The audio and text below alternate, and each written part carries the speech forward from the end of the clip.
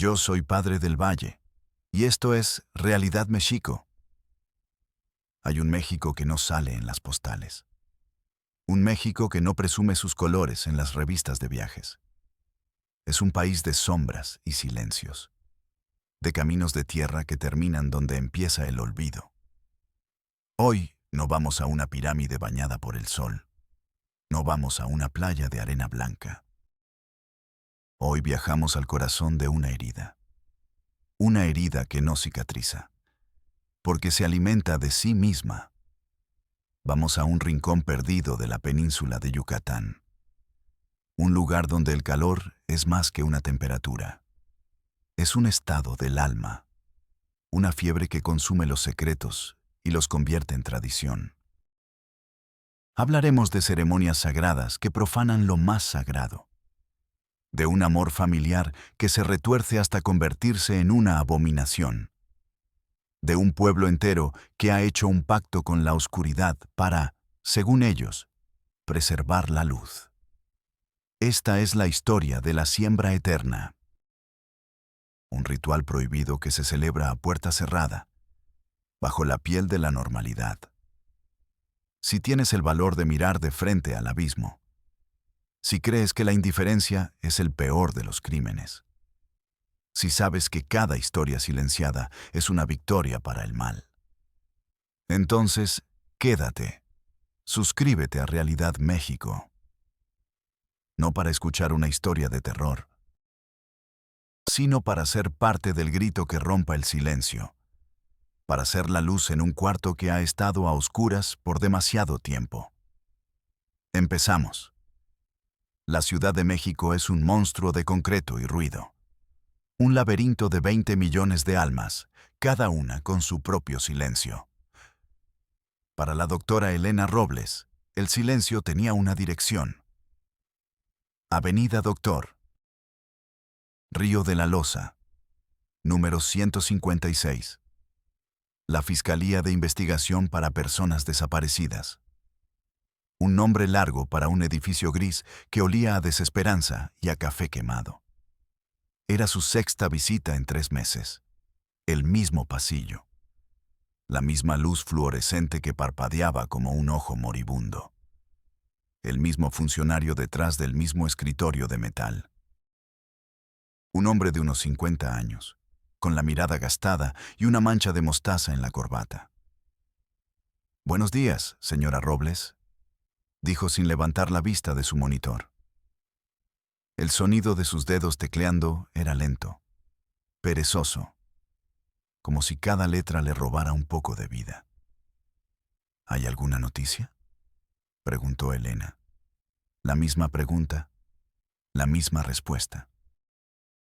El hombre suspiró. Un sonido profesional, ensayado. «Estamos haciendo todo lo posible. Los protocolos son complejos. Hay muchos casos. Mentiras. Eran solo palabras. Muros de burocracia para contener la marea de dolor de una madre». «Encontré un nuevo testigo», insistió Elena. «El dueño de la tienda de la esquina. Dice que vio a Sofía hablando con un hombre en un coche gris. Tengo la descripción». El funcionario finalmente levantó la vista. No había interés en sus ojos, solo fastidio. «Señora Robles, ya le explicamos. Toda nueva información debe presentarse por escrito. Llene el formato 3C, anexo BE. Pídalo en recepción. Pero es urgente. Cada minuto cuenta. El sistema tiene sus tiempos, señora. No podemos alterarlos por un solo caso. Un solo caso. Sofía, su hija de 14 años, su risa, su obsesión con las estrellas, su manía de dejar notas por toda la casa. Reducida a un solo caso. Un número de expediente. 2487/bis. Elena sintió el sabor metálico del pánico en su boca. El mismo sabor que sintió el día que volvió a casa y el cuarto de Sofía estaba vacío. La ventana abierta. Una nota sobre la cama que solo decía: «Voy a ver las estrellas de cerca». Miró al funcionario. Su rostro era un muro, impenetrable, indiferente. Era el rostro del sistema. Un sistema que no buscaba personas, buscaba archivar problemas. Elena se dio la vuelta y caminó hacia la salida. No recogió el formato 3C. Sabía que solo era otra hoja de papel destinada a morir en una pila de otras hojas de papel. Otra pieza en el engranaje del olvido. Esa noche, en su apartamento silencioso, tomó una decisión. El silencio de la ausencia de Sofía la estaba matando. El silencio de la burocracia la estaba volviendo loca. Necesitaba otro tipo de silencio. Uno que no tuviera el eco de la risa de su hija. Abrió su laptop. Su trabajo. Antropología. El estudio de culturas al borde de la extinción. Un proyecto financiado, pendiente desde hacía meses. Dialectos mayas en la región Puc de Yucatán. Lejos. Remoto. Un lugar donde el silencio era antiguo. Donde el dolor, esperaba ella, sería ajeno. Compró un boleto de autobús solo de ida. El viaje fue una purga. 18 horas viendo cómo el monstruo de concreto se disolvía, cómo el gris daba paso al verde. Un verde agresivo, violento. Un verde que lo devoraba todo. Carreteras, postes de luz, ruinas antiguas. Elena no durmió. Miraba por la ventana, pero no veía el paisaje. Veía el rostro del funcionario. El sistema no iba a encontrar a Sofía. Lo supo con una certeza que le heló los huesos. El sistema la había abandonado. Y ella, al subirse a ese autobús, estaba abandonando al sistema. Era una rendición, una huida. No se sentía culpable. Solo se sentía vacía. Silencio Hondo no era un pueblo. Era un susurro. Un puñado de chozas de bajareque y techos de palma esparcidas sin orden ni concierto. Como si hubieran caído del cielo y se hubieran quedado donde aterrizaron. El autobús la dejó en el cruce de un camino de tierra. El conductor ni siquiera se detuvo por completo. «Hasta aquí llego», gritó. «Siga derecho, no hay pierde». Pero sí había pierde. Elena sintió que se perdía en el momento en que sus pies tocaron el polvo rojizo. El calor era un animal vivo. Se enroscaba en su cuello. Le robaba el aliento. El aire era espeso, denso. Olía a tierra húmeda, a flores desconocidas y a algo más. Algo animal, almizclado. El olor del tiempo estancado. Caminó hacia el pueblo. No había nadie en las calles. Solo un perro flaco que la miró con ojos nublados y volvió a echarse en la sombra. Pero se sentía observada. Sentía los ojos clavados en su nuca desde las rendijas oscuras de las puertas, desde detrás de las hojas de las palmeras. Vio a un grupo de niños. Descalzos.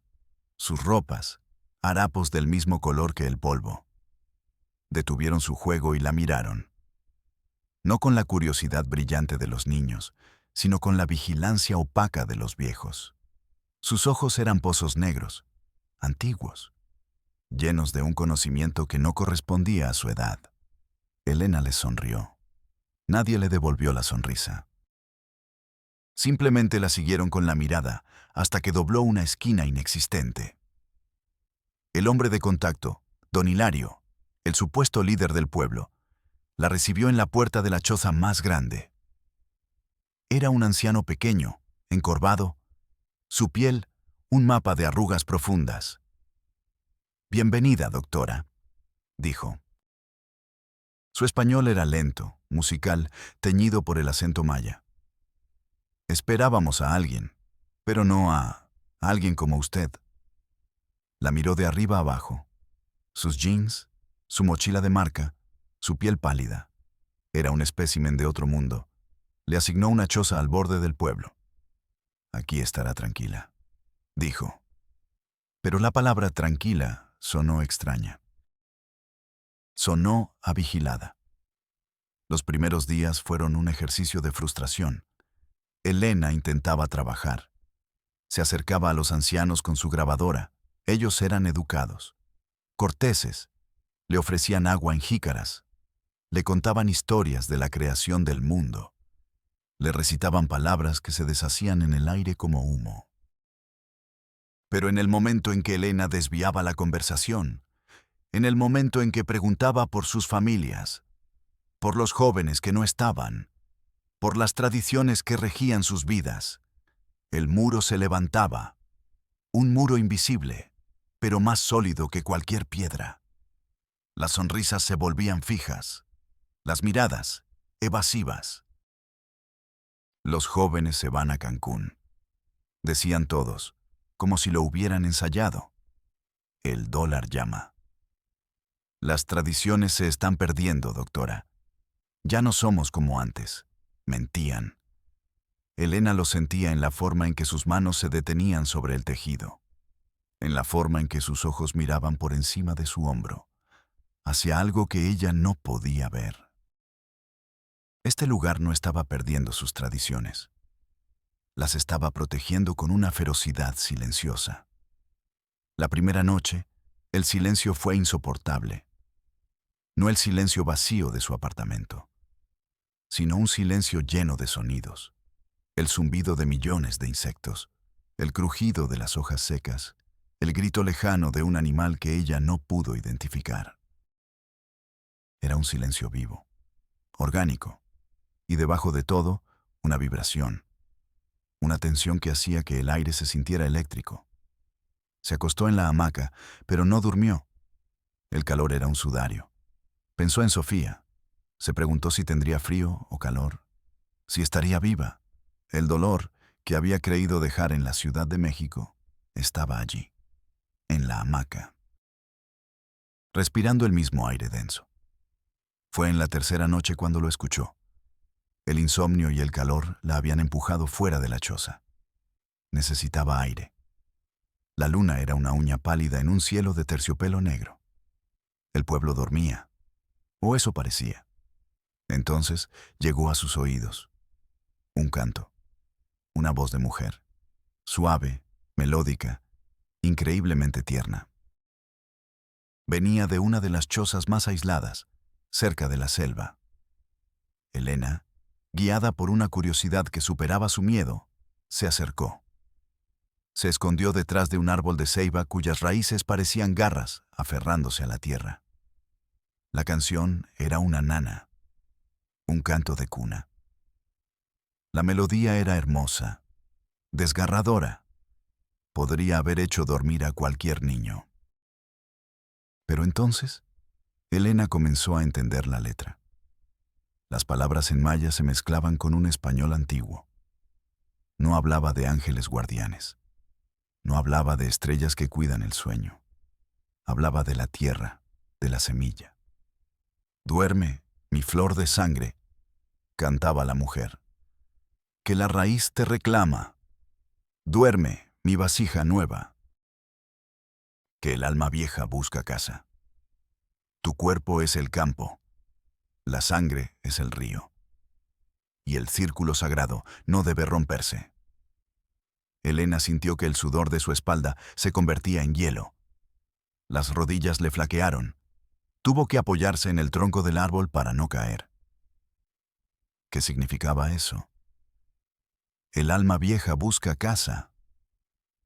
Era una canción de cuna. Una canción para un bebé. Pero hablaba con una simbología aterradora, incestuosa. La puerta de la choza se abrió con un chirrido suave. Una mujer joven, una silueta contra la luz de una vela en el interior, salió. No miró a su alrededor. Miró directamente hacia el árbol donde Elena se escondía. Elena contuvo la respiración. Un grito mudo se atascó en su garganta. La mujer no podía verla. La oscuridad era total. Pero la había sentido. Se quedaron así, inmóviles, por lo que pareció una eternidad. Dos polos opuestos en la noche de Yucatán. La que guardaba el secreto y la que acababa de tropezar con él. Luego, tan lentamente como había salido, La mujer volvió a entrar. La puerta se cerró. El canto no se reanudó. Elena no corrió. Caminó hacia atrás, paso a paso, sin apartar la vista de la choza. Solo cuando estuvo de vuelta en su propia hamaca, el temblor se apoderó de su cuerpo. Un temblor violento, incontrolable. Sus dientes castañeteaban. No era miedo a la mujer. Era el terror primordial de estar frente a un abismo de lógica perversa. Su investigación había muerto. El dialecto maya ya no importaba. Las palabras que acababa de escuchar eran las únicas que importaban. Eran la clave de todo. Del silencio, de los ojos vacíos de los niños, de la ausencia de jóvenes.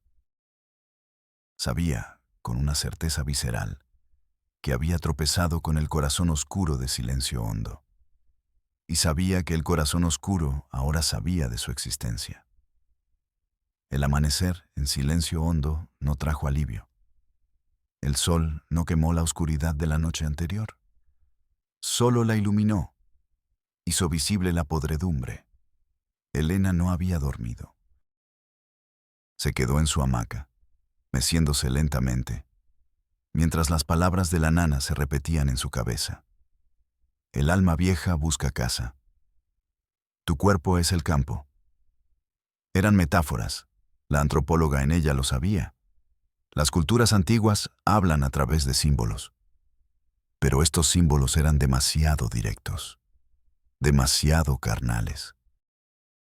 Apuntaban a una verdad biológica, una verdad que su mente se negaba a formular.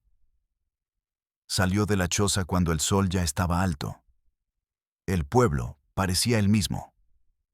Una mujer barriendo la tierra frente a su puerta. Un par de ancianos sentados en una banca improvisada, pero todo estaba teñido por el filtro de la canción. Cada movimiento parecía parte de una coreografía secreta. Cada mirada, una evaluación. ¿Sabían que ella había escuchado? ¿Era su paranoia? ¿O el aire realmente se sentía más pesado, más cargado de sospecha? Decidió enfrentarlo. La negación no era una opción. Se acercó a Ixchel, la anciana que parecía la matriarca no oficial del pueblo. La encontró, como siempre, tejiendo en un pequeño telar de cintura atado a un poste de su choza. Sus dedos eran nudos de artritis, pero se movían con una agilidad hipnótica, creando patrones complejos sin mirar. «Buenos días, doña Ixchel», dijo Elena. Su voz sonaba forzada, demasiado alegre. La anciana asintió, sin levantar la vista. «Buenos días, doctora». El silencio se instaló entre ellas, solo roto por el suave golpeteo del hueso que Ixchel usaba para apretar el hilo. «Anoche no pude dormir bien», comenzó Elena, eligiendo sus palabras con cuidado. «Y escuché una canción de cuna muy particular». Las manos de Ixchel se detuvieron. Por primera vez desde que Elena la conocía. El telar quedó en silencio. El mundo pareció detenerse con él. La anciana levantó la cabeza lentamente. Sus ojos, dos pequeñas cuentas de obsidiana, se clavaron en los de Elena. No había amabilidad en ellos, ni la cortesía distante de los días anteriores. Había algo duro, antiguo, peligroso. «Hay canciones que solo son para los de aquí», dijo Ixchel. Su voz era baja, pero cortaba como un cuchillo de obsidiana. «Hay puertas que un extraño no debe intentar abrir». No era una sugerencia, era una orden, una amenaza velada en el lenguaje poético del pueblo. «Entiendo», mintió Elena. Solo era curiosidad académica. Ixchel soltó una risa seca, sin humor. Un sonido como de piedras chocando. «La curiosidad es un viento que puede apagar la vela, doctora». Volvió a bajar la vista a su telar.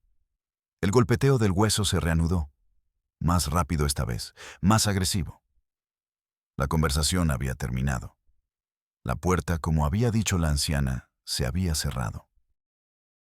Y Elena supo que, si intentaba forzarla, se encontraría con algo más que un simple cerrojo.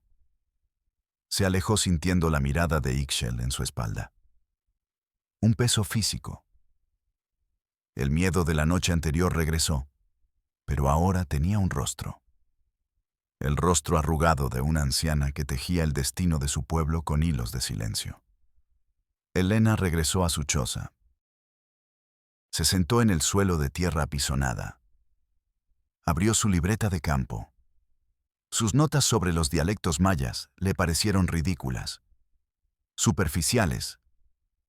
Estaba estudiando la piel muerta de una cultura mientras el corazón vivo y enfermo latía justo debajo de sus pies. Tachó todo. En una página nueva, escribió las frases de la canción. Flor de sangre. Vasija nueva. El campo y el río. Debajo, comenzó a redibujar los árboles genealógicos que había esbozado. Las líneas que conectaban a las familias, antes había notado la endogamia. Los matrimonios constantes entre primos. Lo había atribuido al aislamiento. Un fenómeno sociológico común. Pero ahora veía algo más. Vio los nombres. Los nombres de los recién nacidos. A menudo eran los mismos que los de los abuelos o bisabuelos que habían fallecido recientemente. No como un homenaje, sino como una continuación. Juan falleció en marzo. En diciembre, su sobrina nieta tuvo un hijo. Le puso Juan. María murió en la sequía. 6 meses después, su propio hijo tuvo una hija. La llamó María. Era el círculo. El círculo sagrado no debe romperse.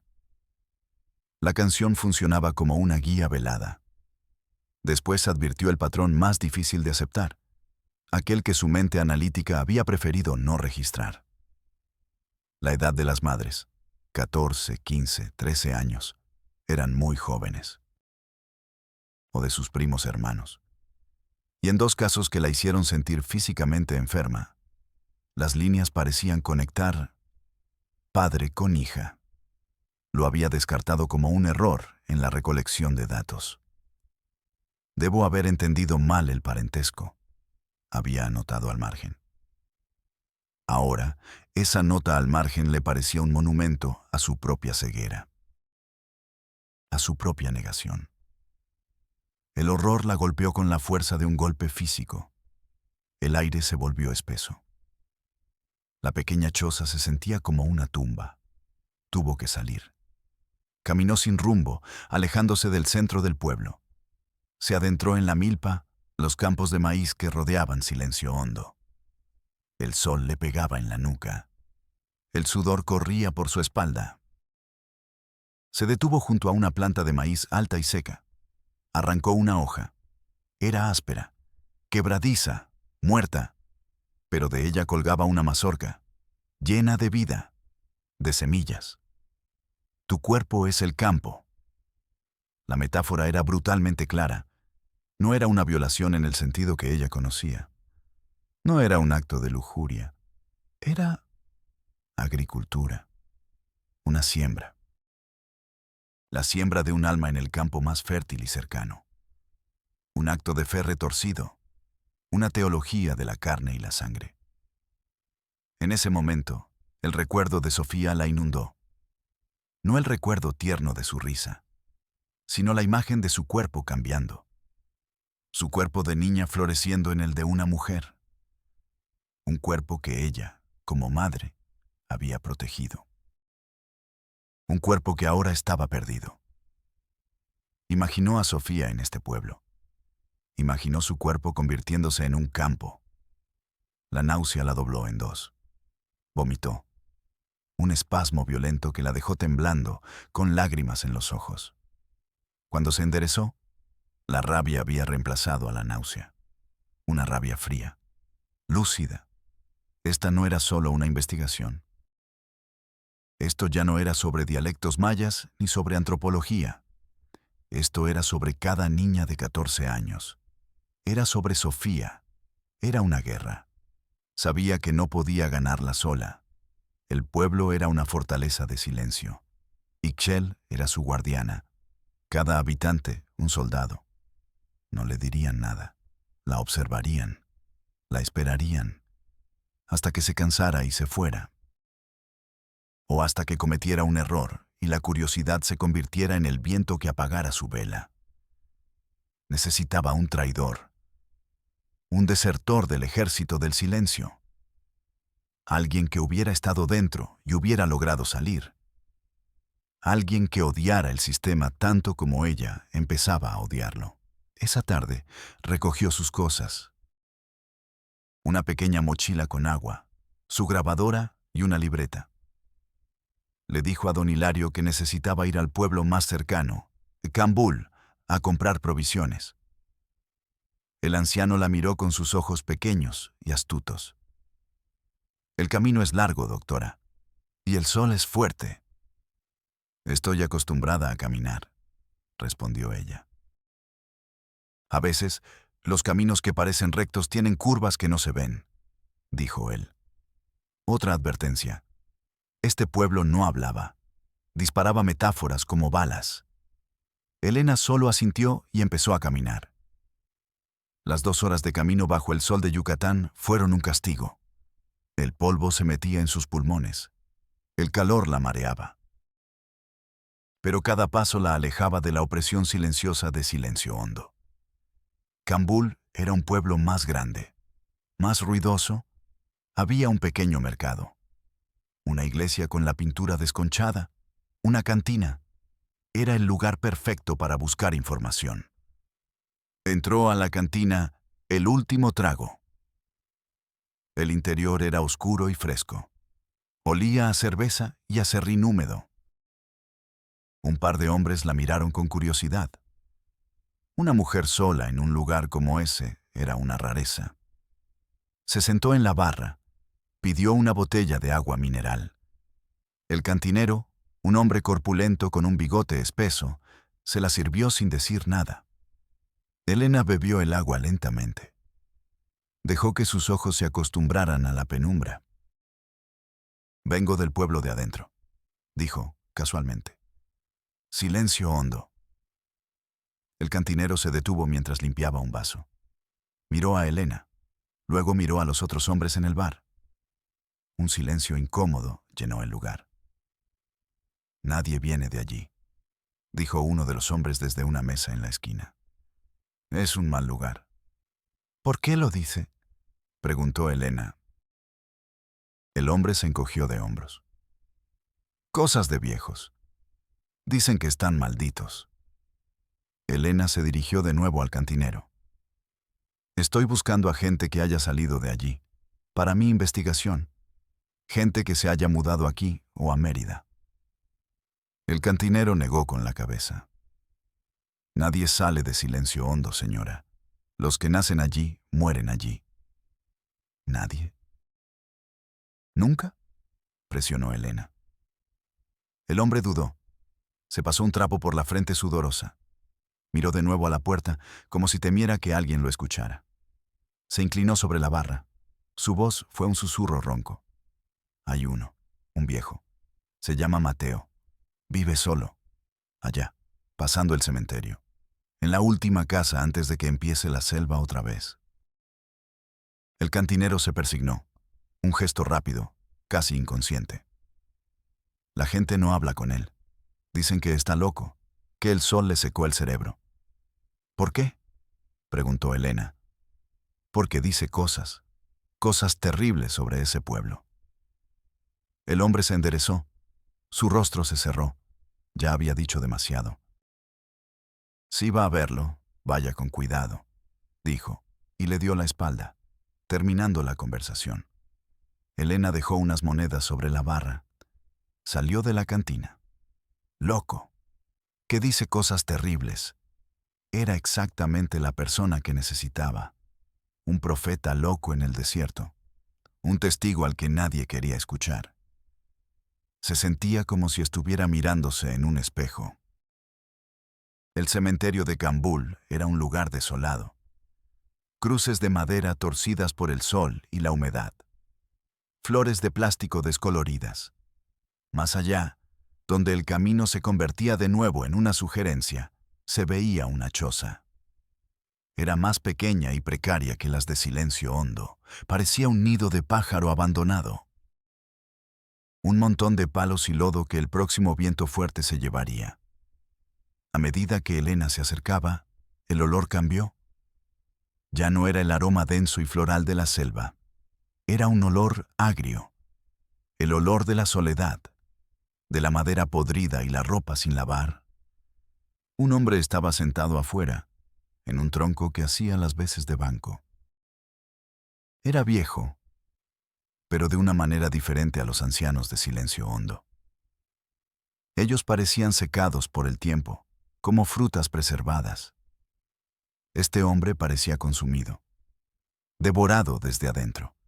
Era increíblemente delgado.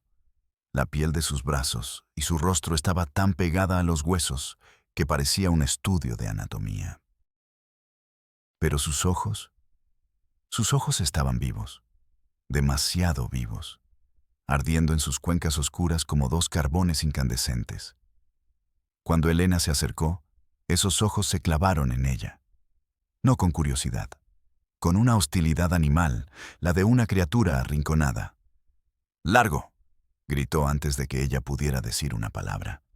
Su voz era un graznido, un sonido oxidado por la falta de uso. Váyase, aquí no hay nada para usted. Se levantó con un esfuerzo. Sus rodillas temblaron. Agarró un palo que estaba apoyado contra la choza. Lo sostuvo como un arma. Elena se detuvo a unos 10 metros de distancia. Levantó las manos, las palmas abiertas. Un gesto universal de paz. Mi nombre es Elena Robles, dijo, su voz tranquila. No quiero hacerle daño, solo quiero hablar. Yo no hablo con nadie, gritó él. Menos con los de fuera, ustedes solo traen desgracias. Vengo de Silencio Hondo, dijo Elena. La palabra fue como una piedra lanzada a un estanque. El viejo se quedó inmóvil. El palo en su mano tembló. Su rostro, una máscara de furia, se contrajo. Por un instante, Elena vio algo más debajo de la rabia. Miedo. Un miedo profundo, antiguo. No pronuncie ese nombre aquí, susurró el hombre. Su voz había perdido el filo. Ahora era quebradiza. Ese lugar está muerto para mí. Pero usted no está muerto para él, ¿verdad, Mateo? El nombre lo golpeó. Se tambaleó hacia atrás, como si le hubieran dado un empujón. Apoyó la espalda contra la pared de su choza. El palo se le cayó de la mano.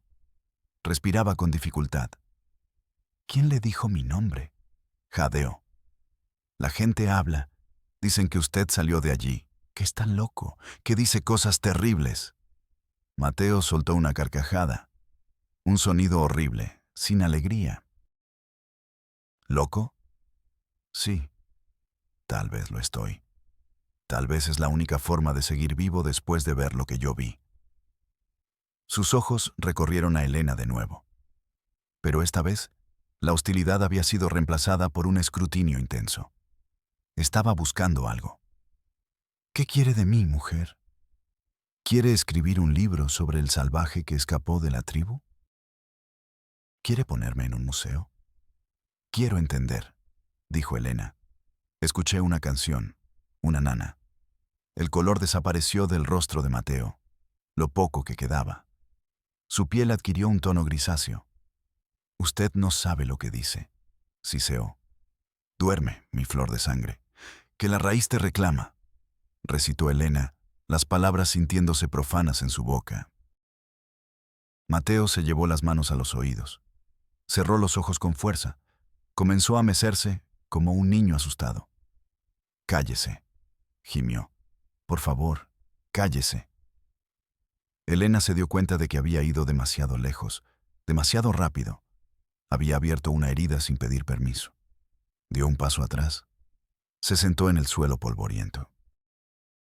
Despacio, sacó una botella de agua de su mochila. La desenroscó y la puso en el suelo, a medio camino entre ellos. Y luego, esperó. El sol comenzó a bajar. El calor brutal del mediodía dio paso a la calidez dorada del atardecer. Las sombras se alargaron, convirtiendo los árboles en gigantes deformes. Elena no se movió.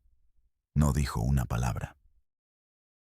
Simplemente existió en el espacio de aquel hombre, compartiendo su silencio, demostrándole que no se iría, que podía soportar el peso de su dolor. Era una estrategia que había aprendido en sus años de trabajo de campo.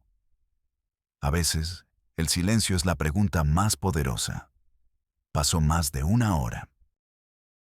El cielo se tiñó de naranja, de rosa, de un violeta profundo. Mateo dejó de mecerse. Abrió los ojos. Miró la botella de agua. Miró a Elena.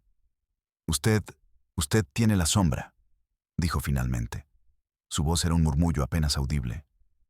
¿La sombra?, preguntó Elena suavemente. Sí, en los ojos, el vacío. La gente que ha perdido algo que no se puede reemplazar, tiene esa sombra. Elena no respondió. No necesitaba hacerlo. El nudo en su garganta era una respuesta suficiente. El recuerdo de Sofía. Siempre Sofía. Mateo se arrastró hasta el tronco y volvió a sentarse. Estaba agotado. Derrotado. A mí también me quitaron algo, dijo. O a alguien. Hizo una pausa. Y en esa pausa, Elena sintió el peso de 50 años de silencio. Le llaman la siembra eterna, comenzó Mateo, y la historia brotó de él, no como un río, como un veneno que finalmente encontraba una salida. Habló de un pueblo donde la muerte no es el final, donde el alma es una posesión familiar, una reliquia. No creen en el cielo ni en el infierno, explicó. Creen en el círculo. La vida sale de la tierra y debe volver a la tierra. El alma sale de la sangre y debe volver a la sangre. Cuando alguien muere, su espíritu no se va. Se queda, esperando, como un pájaro en una jaula invisible. Es un peligro. Un alma sin cuerpo atrae la desgracia. Elena escuchaba, inmóvil. Las piezas del rompecabezas empezaban a encajar, formando una imagen monstruosa. Hay que darle un cuerpo nuevo. Rápido, antes de que el alma se enfríe, antes de que se pierda. ¿Cómo?, susurró Elena, aunque ya temía la respuesta. Se necesita un recipiente, una vasija nueva, como dice la canción. El cuerpo de una mujer joven, una que sea fértil. Y el recipiente debe ser de la misma sangre, lo más cercano posible, la tierra más próxima a la raíz del árbol que ha caído. Mateo levantó la vista y sus ojos ardientes encontraron los de Elena. El acto que ustedes llaman incesto, para ellos es la siembra. Es el momento más sagrado. El padre se convierte en el sembrador, la hija en el campo, y el alma del abuelo o la abuela fallecida es la semilla. No es un acto de placer, es un deber religioso, una transacción espiritual. Todo el pueblo participa. Cantan las canciones para guiar al alma. Queman copal para purificar el aire. Celebran el momento en que el círculo se cierra una vez más. Elena sintió que el mundo se inclinaba bajo sus pies. La lógica humana, la moral, la ley natural. Todo se desvanecía. Se encontró en un universo con reglas diferentes, reglas escritas con sangre y miedo. Vi la siembra de mi hermana, dijo Mateo, y su voz se rompió. Las lágrimas comenzaron a correr por sus mejillas arrugadas. Lágrimas viejas, secas. Se llamaba Ana. Tenía 14 años, la misma edad de Sofía. Elena sintió un golpe en el estómago. Nuestra madre había muerto. Su alma estaba esperando. Los ancianos decidieron que ya había esperado demasiado. Eligieron a Ana y eligieron a nuestro padre como sembrador. Yo tenía 12 años. Me escondí. Los vi llevarla al cenote sagrado, el que llaman Xibalbá Menor, la puerta al inframundo. Ella no lloraba. Iba con los ojos vacíos. Le habían dicho que era un honor, que a través de ella, nuestra madre volvería al mundo, que el bebé que nacería no sería su hijo, sería su madre renacida. Mateo se cubrió el rostro con sus manos huesudas. Sollozó. Un sonido desgarrador. El llanto de un niño de 12 años atrapado en el cuerpo de un anciano. Elena no se movió. No lo tocó. Sabía que su dolor era una tierra sagrada y terrible en la que ella no tenía derecho a entrar. Solo podía ser testigo. El bebé nació. Continuó Mateo después de un largo silencio. Pero nació mal. Retorcido, no vivió ni un día. Los ancianos dijeron que el alma de mi madre era demasiado poderosa, que el campo no era lo suficientemente fuerte. Ana nunca volvió a ser la misma. Se sentó en silencio durante 3 años, mirando la nada. Y un día, simplemente se acostó y no volvió a despertar. Se dejó morir. La historia de Ana quedó flotando en el aire oscuro. Una tragedia convertida en anécdota teológica. Un feminicidio justificado por la fe. 4 años después, mi padre murió, dijo Mateo, su voz ahora monótona, vacía de emoción. Yo tenía 16. Era el hijo varón más cercano. El pueblo se reunió. Ixchel, la misma que seguro sigue allí, la que nunca envejece, la que nunca muere. Ella se acercó a mí. Me dijo que el alma de mi padre estaba esperando, y que mi deber era encontrarle un campo. Me señaló a mi hermana pequeña. Lía, tenía 13 años. Dijo que yo sería el sembrador, y que ella sería la tierra. Esa noche, el mundo se rompió para mí. Mientras todos dormían, tomé un poco de comida y corrí. Corrí como si el diablo me persiguiera. Pero no era el diablo. Eran las voces de mi propia gente, gritando mi nombre, rogándome que no rompiera el círculo, que no condenara el alma de mi padre a vagar por la selva para siempre. Corrí hasta que mis pulmones ardieron y mis piernas sangraron. Y no he parado de correr en 50 años. El silencio que siguió fue absoluto. La confesión había terminado. El veneno estaba fuera. ¿Por qué no le dijiste a nadie? ¿A la policía?, preguntó Elena, aunque la pregunta sonaba estúpida incluso para ella. Mateo la miró y por primera vez vio lástima en sus ojos. Lástima por ella, por su ingenuidad. ¿A quién? ¿Al policía del pueblo de al lado, que es primo segundo de Ixchel? ¿Al presidente municipal de Cambul, cuya esposa le compra tejidos a la gente de Silencio Hondo? ¿A la gente de la ciudad que nos ve como animales exóticos con tradiciones pintorescas? Una vez lo intenté, hace muchos años. Le conté la historia a un sacerdote, un hombre joven. Me escuchó. Parecía horrorizado. Dijo que iría. Que hablaría con el obispo. Nunca más lo volví a ver. Unas semanas después, me enteré de que lo habían transferido a un lugar lejano, en la sierra de Chihuahua. El sistema no está roto, doctora, dijo Mateo, y sus palabras fueron las más sabias y terribles que Elena había escuchado. El sistema funciona perfectamente. Está diseñado para protegerse a sí mismo. Y Silencio Hondo, con su silencio y sus secretos, es una pequeña pero importante pieza de ese sistema. Ellos nos dejan en paz, y nosotros no les causamos problemas. Elena finalmente entendió la verdadera naturaleza del monstruo. No era solo un pueblo loco, era un cáncer. Un cáncer que el cuerpo había decidido ignorar, porque extirparlo sería demasiado doloroso, demasiado complicado. Era más fácil fingir que no estaba allí. Se levantó. El propósito que había sentido en la milpa se había solidificado.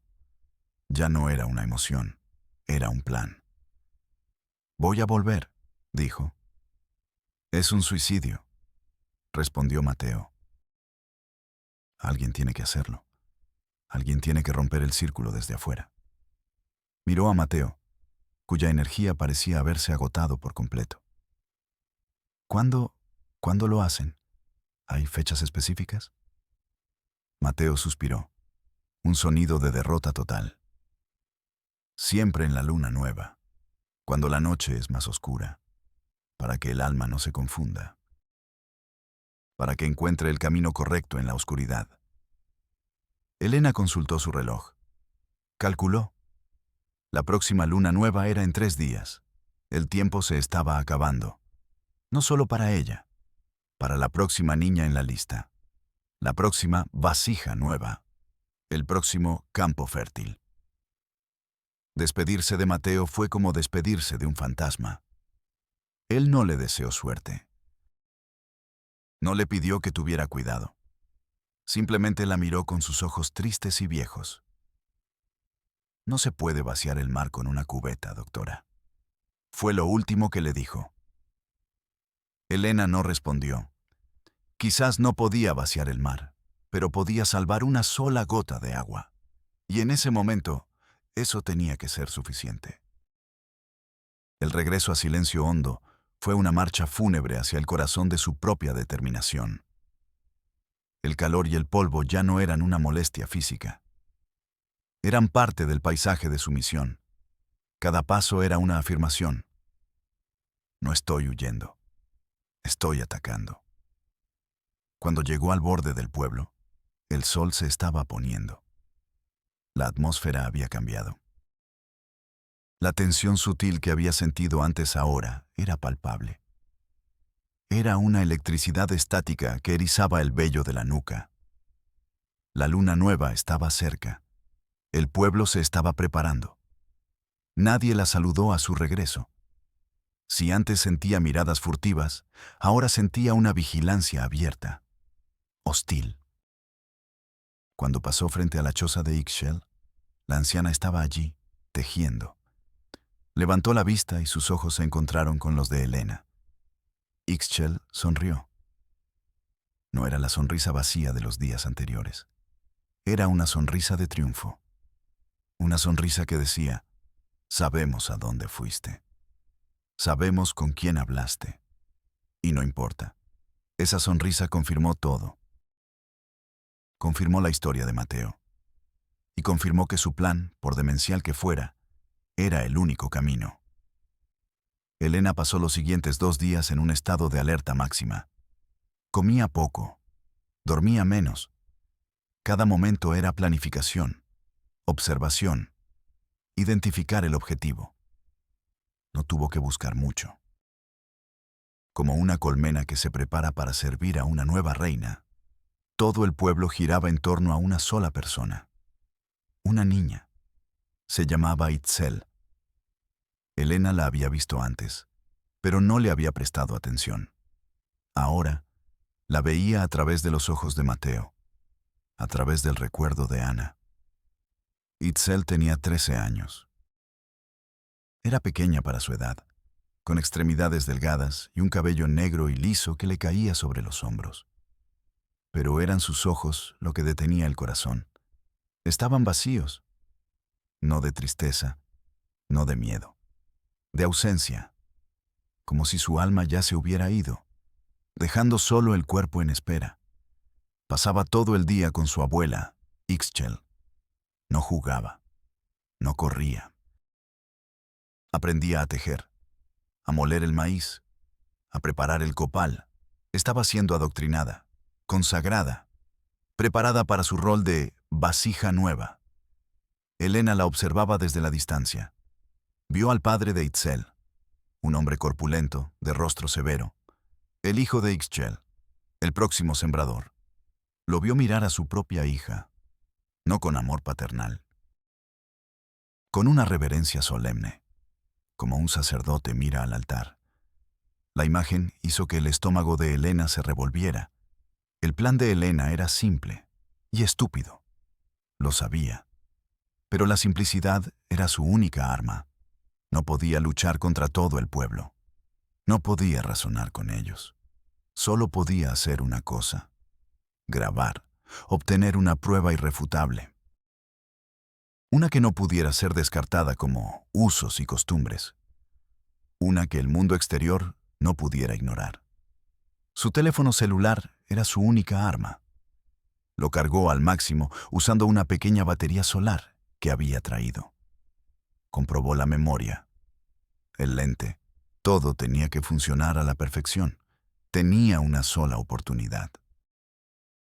La noche de la luna nueva llegó como un sudario. La oscuridad era absoluta, pesada. El aire estaba quieto, sin una sola brisa, como si toda la naturaleza contuviera la respiración. Desde su choza, Elena escuchó el primer murmullo, el canto, bajo, rítmico.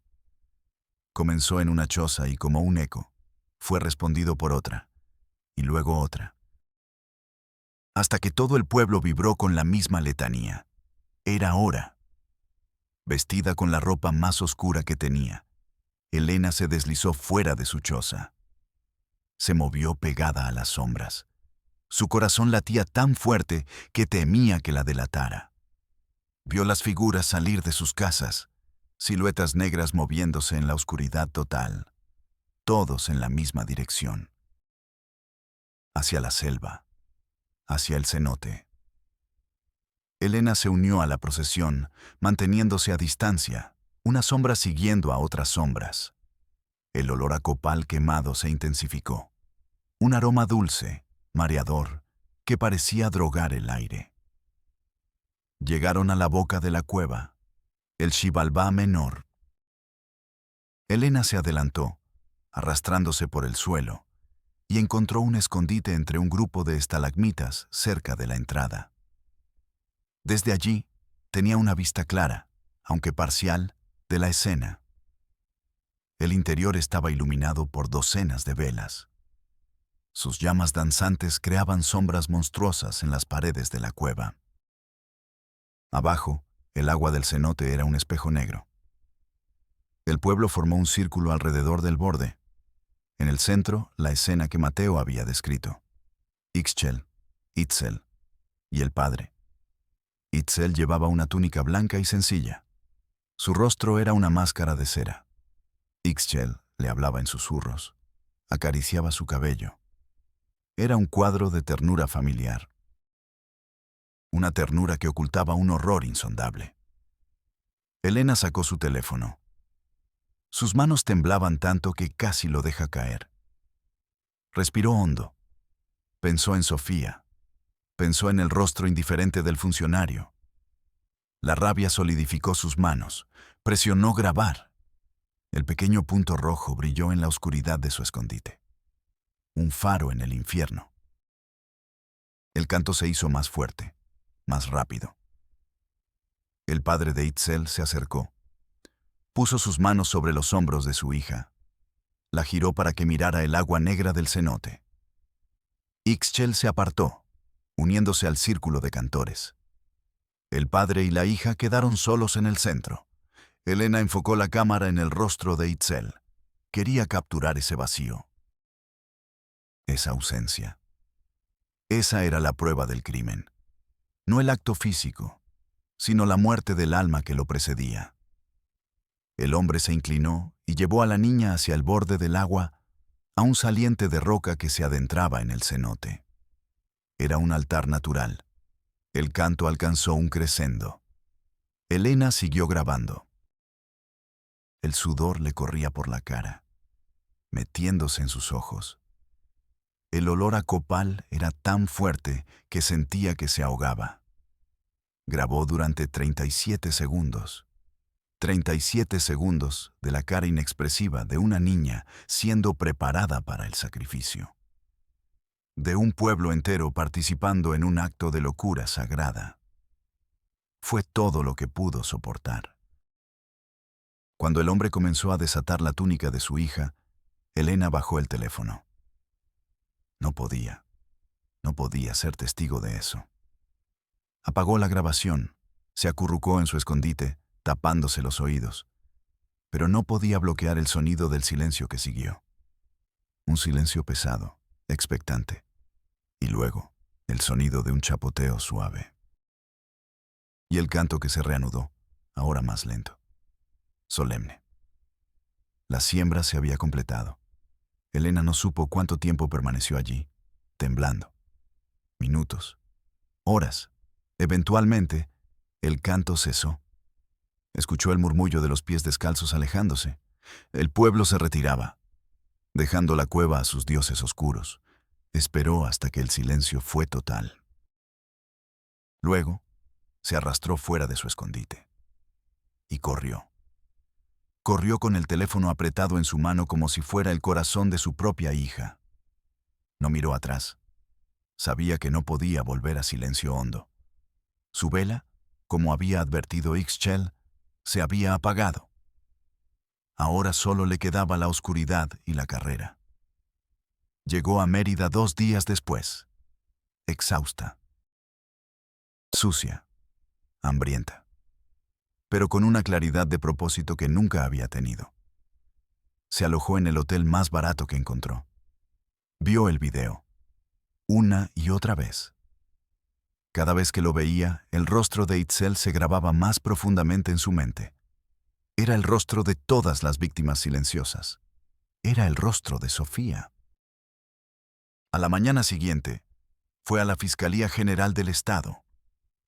El edificio era un palacio de indiferencia. Aire acondicionado helado.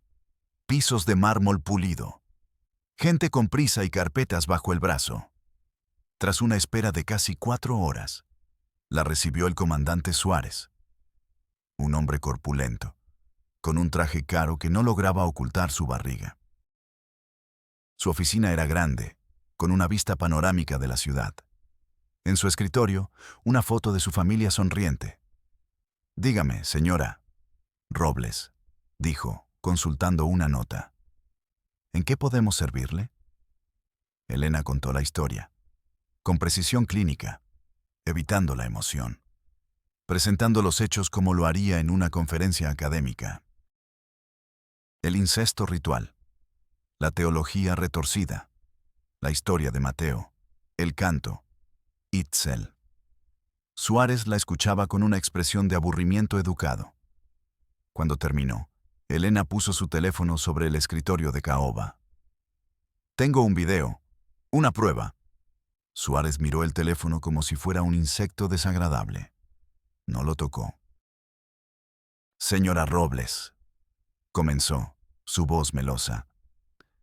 «Aprecio su pasión cívica, pero debe entender. La península de Yucatán es un lugar complejo, lleno de tradiciones que se remontan a siglos.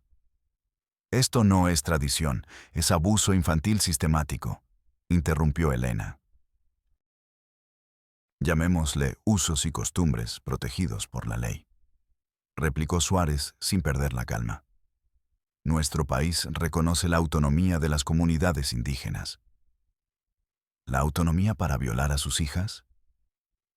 La voz de Elena se quebró de incredulidad. Suárez suspiró. Se levantó y caminó hacia la ventana. Silencio hondo. Ese nombre ni siquiera está en nuestros mapas. Oficialmente, esa comunidad no existe. No podemos enviar a la policía a un lugar que no existe, ¿comprende? Pero yo estuve allí. Existe. Y lo que hacen es un crimen bajo cualquier ley. Su palabra contra la de ellos. Y ellos son muchos. Y han estado allí por mucho tiempo. Y, francamente, no causan problemas. Secuestran, violan y destruyen las vidas de niñas», gritó Elena perdiendo el control. Suárez se volvió. Su rostro ya no era amable, era frío, duro. «Le voy a ser honesto, señora Robles, nadie va a tocar ese avispero. Nadie. Ni yo, ni el gobernador, ni el presidente. Hay equilibrios que usted no entiende. Acuerdos. Silencios que nos convienen a todos. Cuando Carmen regresó a la oficina con las pruebas, un superior le dijo, con la mirada perdida en un monitor: «Señora Mendoza, ahora esto es un caso de personas desaparecidas. Eso le corresponde a otra dependencia. Llene el formato 2B». La frase, de un caso que había leído, resonó en su mente. Era la misma lógica, la misma pared. El sistema no buscaba justicia. Buscaba ordenar el horror en carpetas. Elena se sintió vacía, más vacía que en la Fiscalía de la Ciudad de México. Allí había encontrado indiferencia. Aquí encontraba una complicidad activa y cínica. «¿Entonces no va a hacer nada?», susurró. «Le recomiendo que tome el próximo vuelo a casa. Olvide Silencio Hondo. Es por su propio bien». La amenaza era inconfundible. Elena tomó su teléfono. Se levantó. Se sentía increíblemente cansada, derrotada. Mateo tenía razón. No se puede vaciar el mar con una cubeta. Salió de la oficina. Salió del edificio. El sol de Mérida la cegó. Se sentó en una banca, el ruido de la ciudad zumbando a su alrededor. Lloró. Lloró por Itzel. Lloró por Ana. Lloró por Sofía. Lloró por su propia estupidez al creer que podía cambiar algo. El sistema había ganado, como siempre. Pero mientras las lágrimas se secaban en su rostro, algo más surgió. La rabia. La misma rabia fría que la había impulsado hasta allí. Suárez tenía razón. Ella no podía luchar contra su sistema. El sistema de oficinas, de formatos, de silencios convenientes. Pero el mundo era más grande que su sistema. Abrió su laptop. Conectó el teléfono. Transfirió el archivo. El video de 37 segundos. Abrió su correo electrónico. Y comenzó a escribir. No a un policía. No a un fiscal. A un periodista de investigación cuyo blog seguía desde hacía años. A una organización de derechos humanos en Ginebra. A un reportero del New York Times que había cubierto historias de abuso en zonas remotas. Y, finalmente, a un canal de YouTube. Un canal llamado Realidad México. El correo era corto. Asunto: la siembra eterna. Tengo pruebas en video de un ritual de incesto sistemático en una comunidad de Yucatán. Las autoridades locales se niegan a actuar. La comunidad se llama Silencio Hondo. La próxima víctima se llama Itzel. Adjunto el video. Hagan con él lo que su conciencia les dicte. El mundo necesita saber. Adjuntó el archivo y presionó enviar. Una y otra vez. A cada contacto que pudo encontrar. No sabía si serviría de algo. Probablemente no. Probablemente el video se perdería en la inmensidad de Internet. Pero ya no estaba en sus manos. Había lanzado su botella al mar. Una botella con un mensaje de video de 37 segundos. Una botella con el rostro vacío de una niña de 13 años. Cerró la laptop. Miró el cielo azul de Mérida. No se sentía como una heroína. Se sentía como una sobreviviente. Y por primera vez, desde que Sofía desapareció, sintió una extraña, diminuta, casi dolorosa punzada de esperanza. Quizás no había vaciado el mar, pero había hecho una ola. Y a veces, una sola ola es suficiente para iniciar un tsunami. Soy Padre del Valle, y nos vemos en la próxima Realidad México.